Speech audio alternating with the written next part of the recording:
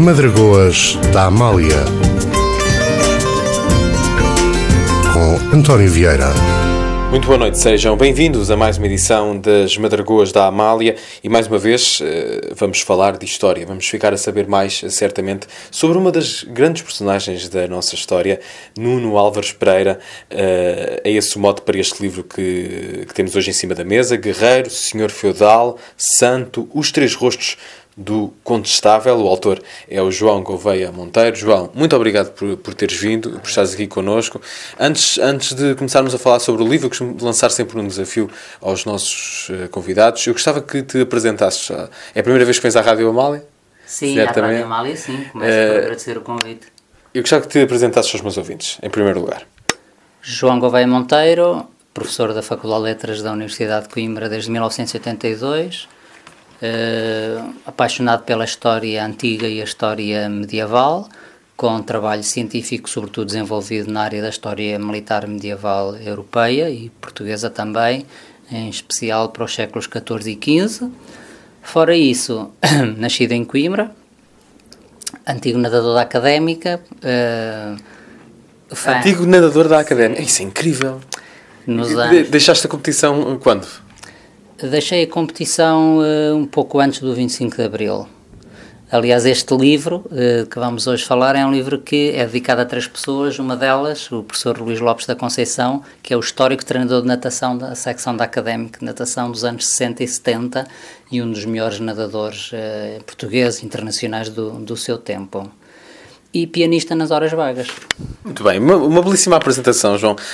Estavas a dizer que dás aulas desde 82? Sim. O que é que mudou no ensino, na tua opinião, desde aí? Mudou a estrutura curricular das licenciaturas. E essa foi uma grande mudança. E essa foi uma grande mudança para pior, com a implementação da reforma de Bolonha, cursos muito curtos, semestralização obrigatória, matérias muito concentradas, o que eu acho que é exatamente o contrário do que a universidade deveria ser. O ensino universitário deveria ser um ensino lento, concentrado, digerido, crítico, com possibilidade de fazer trabalho prático com os alunos, de ter aulas interativas, de lhes dar a palavra também. E hoje não temos tempo para isso, porque urge lecionar minimamente os programas, que são cada vez mais desadequados ao tempo de que dispomos. E mudou também um pouco a matéria-prima, porque as gerações que hoje chegam às universidades são muito diferentes daquelas que chegavam à universidade há 30 ou 35 anos atrás. Não estão bem preparadas? Sim, nota-se algum decréscimo de informação do ponto de vista geral dos quadros históricos e, sobretudo, a capacidade para se situar no tempo e conhecer a sucessão dos acontecimentos, saber se a Idade Média foi antes ou depois do Renascimento, por exemplo. E, por outro lado, são gerações que também são mais formatadas para ler apenas, no que diz respeito às línguas estrangeiras, em inglês. Portanto, perdeu-se o conhecimento do francês, designadamente, que é uma catástrofe para nós, que temos metade das nossas bibliotecas com livros em francês. E uma geração mais formatada também para estudar por pequenos apontamentos, por pequenos resumos, para ir buscar informação à internet e, portanto, com hábitos de leitura que não são, enfim, os hábitos de leitura clássicos. João Gouveia Monteiro, é o convidado desta noite das Madragoas. Passemos ao livro, é o motivo que te traz aqui às Madragoas. Qual é que foi o ponto de partida para a escrita deste livro? Eu há muito tempo que trabalho sobre a história portuguesa dos finais da Idade Média. Desenvolvi algum trabalho de investigação com uma equipa pluridisciplinar da Universidade de Coimbra no campo militar de São Jorge Alves Barrota. Estudei longamente as carreiras militares de Dom João I e de Dom Nuno Álvares Pereira e, portanto, surge de uma forma quase natural. Tinha uma grande familiaridade relativamente a esta personagem e ocorreu-me a possibilidade de, dando resposta a um convite da editorial Presença, com a sua chancela manuscrito, num tempo em que se têm produzido muitas biografias, não é? As nossas livrarias estão cheias de biografias de reis, de rainhas, de fazer uma biografia daquele que é seguramente um dos maiores heróis da história portuguesa, Nuno Álvares Pereira. Porque, como explicar, e há pouco estavas a falar da nova geração, como explicar o facto de Nuno Álvares Pereira ser, de facto, um dos grandes heróis da história portuguesa a uma geração que, se calhar, não o conhece tão bem? Bom, esta geração também tem as suas virtualidades e são capazes de captar o essencial, de buscar informação de uma forma muito mais rápida e desempoeirada do que nós fazíamos no nosso tempo. E Nuno Álvares Pereira não é uma personagem estranha para elas, não é? Devo lembrar que, creio que foi em 1913, não estou bem certo, enfim, no início do século XX, creio que a revista Século que fez um inquérito a uma série de grandes personalidades da cultura portuguesa sobre quem teria sido o maior herói de história de Portugal. E Nuno Álvares Pereira foi o mais votado, não é? Nuno Álvares Pereira, eu penso que em 100 portugueses, 90 o reconheceriam, enfim, numa entrevista de rua com um público não escrutinado, não é? Acho que é um símbolo e é uma personagem sobre a qual se concentrou muita informação nos últimos anos também por causa do seu processo de canonização, que embora tendo começado logo à morte dele em 1431, só foi completado em 2009, não é? Por que tanto tempo? Houve muitas vicissitudes que ajudam a explicar isto, seria longo descrever todo o processo, eu também não estudei em pormenor, mas, por exemplo, a ocupação filipina não tornou o Nuno Álvares Pereira numa figura particularmente grata. Depois houve períodos em que as relações de Portugal com a Santa Sé também não foram as melhores e isso dificultou a continuação do processo. Houve resistências também a isto, até que, digamos, as coisas começaram a libertar-se um pouco mais com a sua beatificação no início do século XX e depois até chegar à canonização. Isto porque este livro está dividido, de alguma maneira, em 3 partes, ou pelo menos já há estas 3 características de Nuno Álvares Pereira: guerreiro, senhor feudal e santo. De facto, são de facto 3 adjetivos que vamos explorar também ao longo desta edição das Madragoas. E se calhar comecemos já por guerreiro. Quais são as principais façanhas de Nuno Álvares Pereira enquanto guerreiro e como é que o caracterizas também em termos de guerra, em termos militares? Sim, de facto o meu livro tem essas 3 partes, precedidos de um capítulo só da apresentação das fontes. A faceta do guerreiro é uma faceta, é talvez a faceta mais conhecida do Nuno Álvares Pereira, não é? Ele é um homem que começa a sua carreira militar muito cedo, porque ele nasce em 1360, vamos situar a personagem no tempo, nasce em 1360 e logo na Terceira Guerra Fernandina, Dom Fernando contra Castela, ali 1381, 1382, ele já tem alguma intervenção. Portanto, é um jovem adulto, não é? Que tem 20 ou 21 anos na altura e que já colabora com o rei e com os irmãos mais velhos no sentido de organizar pequenas operações militares quase cirúrgicas contra a presença castelhana em Portugal durante essa guerra. Mas verdadeiramente é depois da morte do rei Dom Fernando, em outubro de 1383, e a seguir ao assassinato do conde João Andeiro, em dezembro de 1383, que o Nuno Álvares vai ter um papel militar extremamente destacado. Ele é nomeado fronteiro, isto é, o responsável pelo controle militar da província do Alentejo, que na altura se chamava Entre Tejo e Guadiana, logo na Páscoa de 1384, e depois da eleição do rei nas Cortes de Coimbra de 1385, ele é nomeado condestável do reino, portanto é o cargo militar supremo, não é? E portanto é ele que vai, a partir de um exército que é um exército quase seu, digamos assim, é um exército que atua em paralelo ao exército régio, sendo que de vez em quando juntavam as suas forças para operações de maior envergadura. Nuno Álvares Pereira é o responsável por uma série de operações militares na guerra contra Castela entre 1384 e praticamente até 1400, incluindo 3 grandes batalhas campais, que são as batalhas de Atoleiros, no Alentejo, ao pé de fronteira, em abril de 1384, Aljubarrota, que é uma espécie de mãe de todas as batalhas portuguesas, em agosto de 1385, e depois ainda uma batalha em território castelhano, perto de Mérida, em Valverde, em outubro, creio que entre 5 e 7 de outubro. Este livro revê exatamente a datação desta batalha e situa entre 5 e 7 de outubro de 85. Destas, a mais célebre é a Batalha de Aljubarrota, e em Aljubarrota evidencia-se a grande genialidade do Nuno Álvares Pereira. Porque Nuno Álvares Pereira é mesmo considerado um gênio militar. E é bem considerado, acho eu, um gênio militar, não porque ele tenha inventado um sistema militar novo, aquilo que ele põe em prática nas suas campanhas militares nomeadamente em atoleiros em Aljubarrota, ele aprendeu de alguém, designadamente aprendeu isso com os mercenários ingleses que estiveram em Portugal na Terceira Guerra Fernandina e depois outra vez por ocasião da Batalha de Aljubarrota. Portanto, ele vai ser genial, é aplicar às circunstâncias concretas do lugar e do terreno nos atoleiros em Aljubarrota um modelo tático que os ingleses tinham inventado em inícios do século XIV, que tinham depois trazido para o continente europeu durante a primeira fase da Guerra dos 100 Anos e que no Nova Espereira, digamos, introduz em Portugal com a parceria de muitos auxiliares ingleses, porque não houve só portugueses do lado de Dom João I em Aljubarrota, havia também centenas de auxiliares ingleses e gascões, veteranos da Guerra dos 100 Anos. Ele vai ter a genialidade suficiente para aplicar às condições concretas dos terrenos onde se disputam as batalhas esse modelo tático. Uma carreira militar que termina em Ceuta. Uma carreira militar que termina em Ceuta, porque foi a última operação militar em que ele participou, já velhote. Esse Ceuta já é 1415, ele já tem 55 anos de idade, né? Estamos a falar de um tempo em que a esperança média de vida andava à volta dos 40 anos, e portanto aqueles homens, isso é uma das coisas que eu acho mais interessante e quase até comovente, essa geração que vai a Ceuta, em grande parte é a mesma geração, agora já acompanhada dos seus filhos, que tinha feito Aljubarrota 30 anos antes, não é? Em 1385, não é? Portanto, já são homens com os cabelos brancos, não é?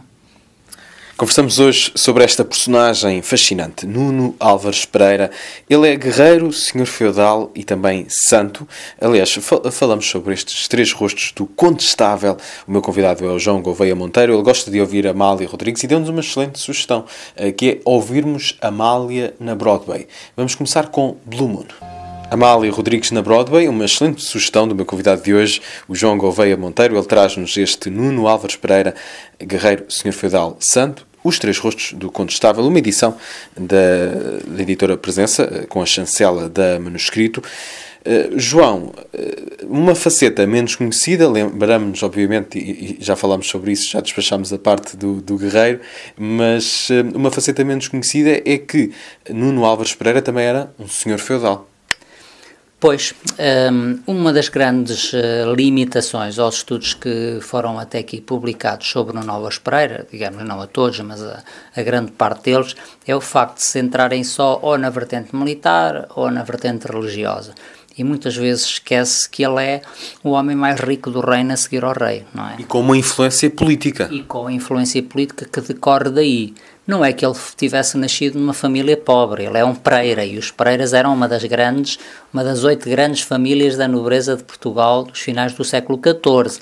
Ele é um dos 32 filhos do prior do hospital, Álvaro Gonçalves Pereira, o homem que está sepultado em Flor da Rosa. Portanto, não nasceu numa família pobre, foi colocado na corte pelo pai, na corte régia, aos 13 anos de idade, logo aí recebe uma doação do rei, era uma coisa que tinha passado despercebida até que a maior parte dos historiadores e que eu refiro no meu estudo. Ele recebe logo um pequeno património quando chega à corte régia e se torna escudeiro da rainha Leonor Teles. Depois o pai e o rei arranjam-lhe um casamento quando ele ainda tem 16 anos, um processo em que ele é praticamente o último a saber que se vai casar com uma viúva rica do Minho chamada Leonor de Alvim, vai lá para o norte, para a zona de Cabeceiras de Basto. Portanto, aí digamos que a sua situação material ficou um pouco mais desafogada, vive aí alguns anos, mas pouco, porque logo à morte de Dom Fernando, em 1383, como eu há pouco dizia, ele vem para Lisboa. Portanto, nessa altura, o Nuno Álvares é um jovem adulto com 20 ou 21 anos, tem um património centrado no Minho, aquilo que resultou do seu casamento com a Leonor de Alvim, tem aquelas primeiras doações que o rei Dom Fernando lhe fez, de Assumar, Vila Formosa e Chancelana, mas está muito longe de vir a ser o proprietário, imenso proprietário fundiário em que se tornou nos anos seguintes. E essa circunstância dele se ter tornado o homem mais rico do reino a seguir ao monarca resultou essencialmente, para não dizer exclusivamente, da sua capacidade militar. À medida que ele vai acumulando sucessos militares, ele vai recebendo do rei gratificações por isso, recompensas por isso. que se traduzem em títulos de nobreza, num país onde eram menos de uma dezena os títulos de nobreza. O Nuno Novas Pereira torna-se conde de Arraiolos, conde de Barcelos e conde de Orém, não é? E isso acontece em geral a seguir às grandes campanhas militares dele, conde de Barcelos a seguir aos Barrota, conde de Orém a seguir aos Barrota, conde de Barcelos provavelmente a seguir à Batalha de Valverde.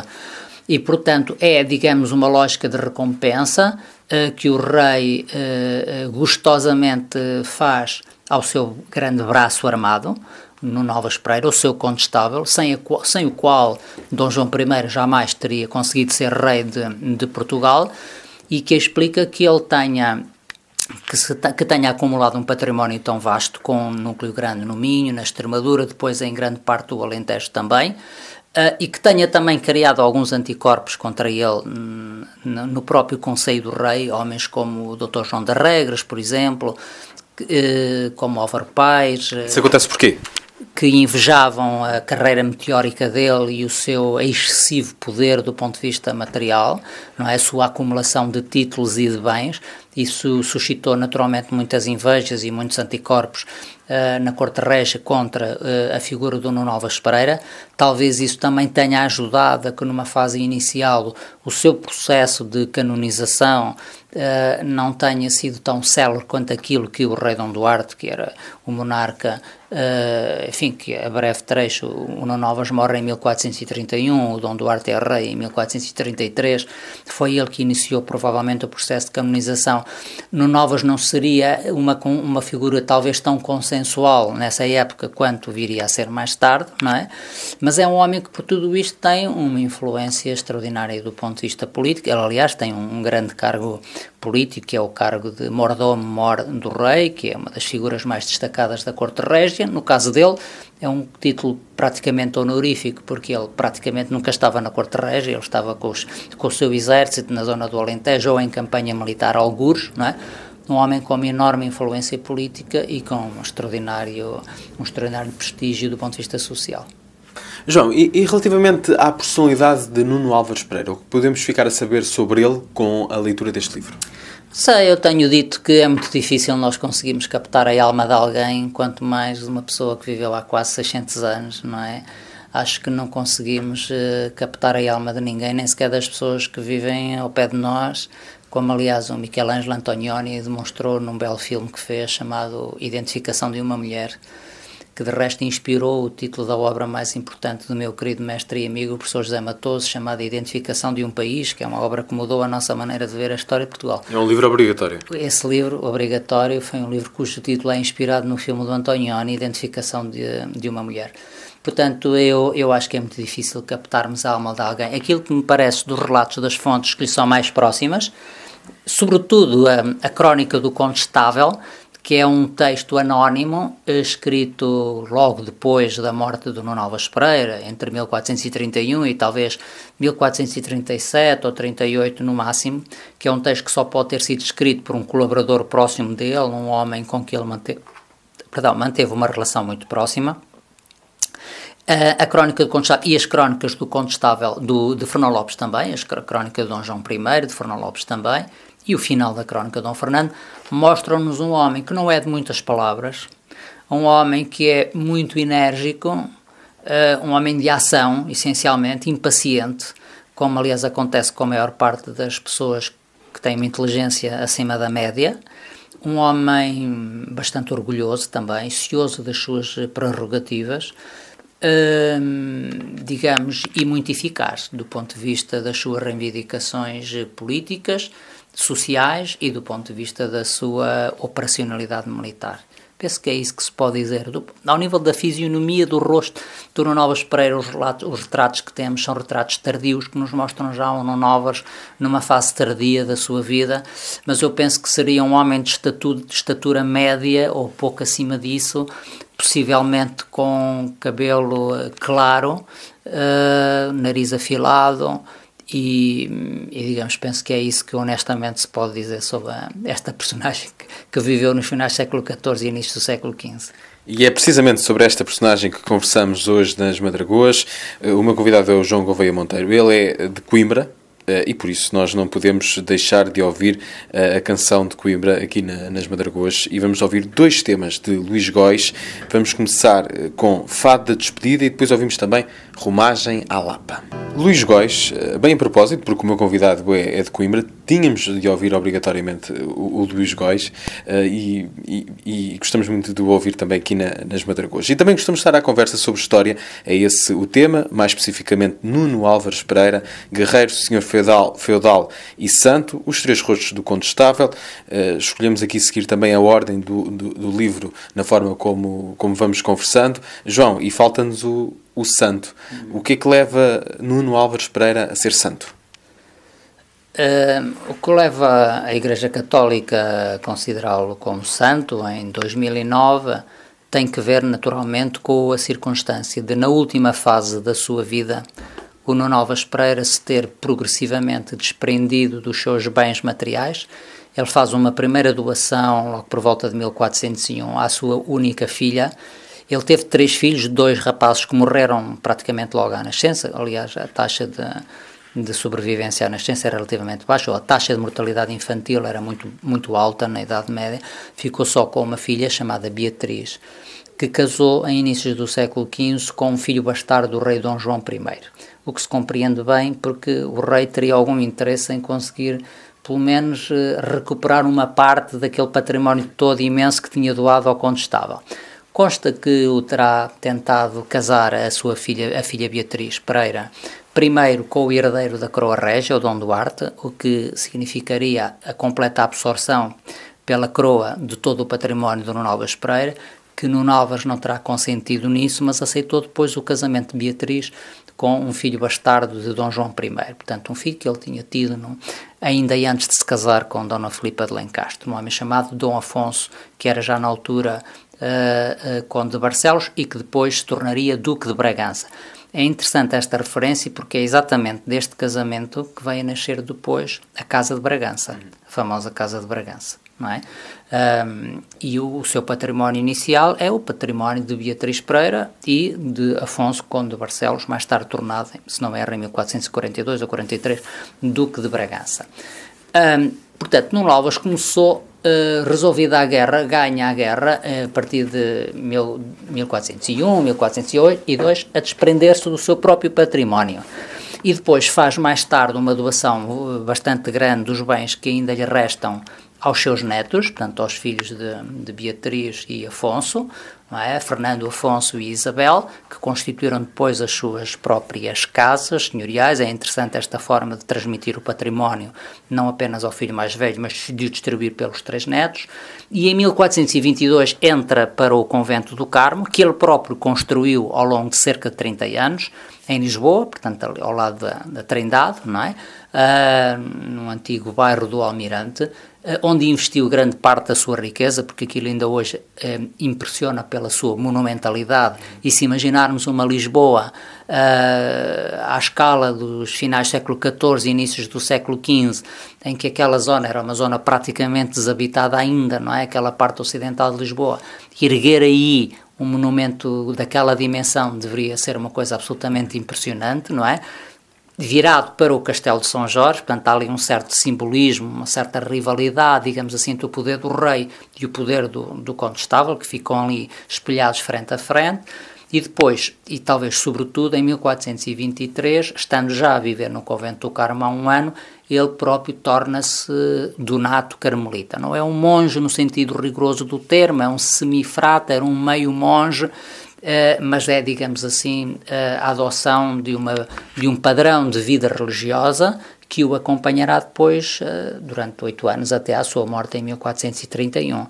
E, portanto, eu acho que, digamos, a beatificação primeiro do Nuno Álvares e depois a sua canonização, a sua fama de santo, tem que ver com esta sua opção de fuga do mundo, não é? De desprendimento. O que não deixa de ser curioso, tendo em conta que ele era um homem da ação, um militar também. Sim, exatamente. É curioso, mas não é inédito e faz todo o sentido, porque estes homens eram guerreiros, eram homens que se confrontavam diariamente com a violência e com a morte e que, sobretudo aqueles que tinham uma grande riqueza material, como eram Nuno Álvares, sabiam que tinham um problema para resolver, que era o problema da salvação da sua alma. não é? E conheciam os textos sagrados, conheciam o Novo Testamento, passagens como aquela em que se diz que mais facilmente entra um camelo pelo buraco da agulha do que um rico no reino dos céus. E, portanto, eles precisavam, digamos, de espiritualizar a sua riqueza, de a colocar ao serviço de causas de natureza espiritual, fundando capelas fúnebres, mosteiros e outro tipo de aplicações, digamos assim, como nós hoje, usando o jargão moderno, dizemos, da sua fortuna, para finalidades de natureza espiritual, que lhe permitissem, digamos assim, convocar o apoio e a proteção dos mediadores dos sagrados, dos clérigos, e a sua futura intercessão pela salvação da sua alma, não é? Portanto, estes guerreiros eu conheço e trato no livro 10 casos, que são casos quer de homens que vêm de meios cortesãos e de outros meios que não os meios cortesãos, que antes do Nuno ou depois do Nuno, algumas décadas apenas, que têm também esta atitude de, sensibilizados também pelas novas correntes religiosas da altura, onde pontificam os franciscanos, os dominicanos, de uma religiosidade mais radical, que procura, digamos, uma aproximação maior à vida evangélica, ao padrão da vida de Cristo narrado no Novo Testamento, optam por fugir do mundo para acautelar a salvação da sua própria alma, não é? E, portanto, no caso do Nuno Álvares, é muito vincada esta opção final dele, especialmente tendo em conta que ele constrói um imenso mosteiro, vai viver para lá e depois incorpora ele próprio a ordem, no fundo, dos Carmelitas, na condição de donato nos últimos 8 anos da sua vida, que consome em rezas, na gestão do mosteiro, no acompanhamento de doentes graves, em ações de filantropia, de assistência social, etc. Não é? Portanto, isto constrói um padrão que geralmente surpreende as pessoas e que transpira também para a capa do próprio livro, não é? Onde temos o guerreiro, mas numa atitude de recolhimento em que a própria espada forma quase que uma cruz, não é? Dando esta dimensão de guerreiro santo, digamos assim, de monge guerreiro, que é um pouco também o ideal do cruzado na Terra Santa. Miles Christi, o soldado de Cristo, não é? Ou das ordens religiosas militares. Há um lado de devoção também na batalha. Em qual batalha? Em Alves Barrota? Não, neste tempo, sim. Há um lado de devoção. Sim, nós estamos a falar de uma sociedade em que é impossível equacionar o que quer que seja sem ser pelo filtro do religioso, não é? A Igreja informa todas as representações que os homens fazem do mundo e da vida, não é? Até por isso toda a crítica à sociedade estabelecida começa por ser uma crítica à religião e à Igreja, não é? E, portanto, Nuno Álvares, que ficou famoso pela sua devoção durante as próprias campanhas militares, era um homem que impunha padrões éticos e de comportamento moral muito rigorosos aos seus homens, não tratar mal a população civil, como nós diríamos hoje, por exemplo, evitar a violência desnecessária, não trazer prostitutas no arraial, celebrar as missas nos dias santos, ele próprio praticar os jejuns nos dias previstos, celebrar o corpo de Deus através de uma procissão num arraial, no seu próprio acampamento militar, para surpresa dos castelhanos, numa altura em que ele estava internado no reino de Castela, etc. Portanto, ele é um homem que espelha bem o que é a devoção religiosa do seu tempo, não é? Que também é uma maneira de interceder pela sorte das armas, não é? Uma vez que a vitória ou a derrota no final de uma batalha não eram coisas que se atribuíssem propriamente à força, à valentia, à coragem ou ao número dos guerreiros, mas sim a um juízo do juiz supremo, que era Deus. João Gouveia Monteiro, estamos mesmo no final. Queres acrescentar alguma coisa a propósito do livro que te pareça bem dizer e que não abordamos? Quero só acrescentar que, como na ciência em geral, todas as conclusões que aí apresento e todas as propostas de reinterpretação, designadamente da dimensão religiosa do Nuno Álvares Pereira, ou do significado do exército do Nuno Álvares Pereira, ou da sua carreira militar, são necessariamente provisórias. Tenho citado nas sessões de apresentação do livro o físico Richard Feynman, que diz que a ciência é a crença na ignorância dos peritos, não é? Se os peritos tivessem sempre razão, não havia nada a acrescentar ao conhecimento. Portanto, este livro é um livro, em primeiro lugar, que não tem nenhuma intenção polémica, que não é para crentes nem para não crentes, partidários da canonização ou adversários da canonização do Nuno Álvares Pereira. É um livro muito bem aberto e em que todas as conclusões são provisórias, constituindo mais um desafio para que outros investigadores amanhã possam ir mais longe do que aquilo que eu consegui ir nesta minha primeira incursão pelo território maravilhoso da biografia histórica. Muito obrigado, João Gouveia Monteiro. Não sei se já estás a preparar mais alguma coisa, algum livro? Não, neste momento estou a finalizar outros projetos que tenho em curso, designadamente a produção de uma história militar da Península Ibérica, com 13 colegas entre portugueses e espanhóis, desde o século VIII até ao século XVI, que será editado em inglês pela Routledge, penso que na primavera do próximo ano, e é isso que neste momento me absorve mais. Estás convidado a voltar aqui a este programa para apresentar esse projeto ou outro. Obrigado. Nuno Álvares Pereira, Guerreiro, Senhor Feudal, Santo, Os Três Rostos do Condestável, uma edição da Manuscrito. O João Gouveia Monteiro foi o convidado desta noite das Madragoas, mas temos de terminar o programa, até porque ele provavelmente já sente saudades de Coimbra. E é precisamente assim, com saudades de Coimbra, que terminamos este programa. José Afonso, no final das Madragoas. Até amanhã e um forte abraço.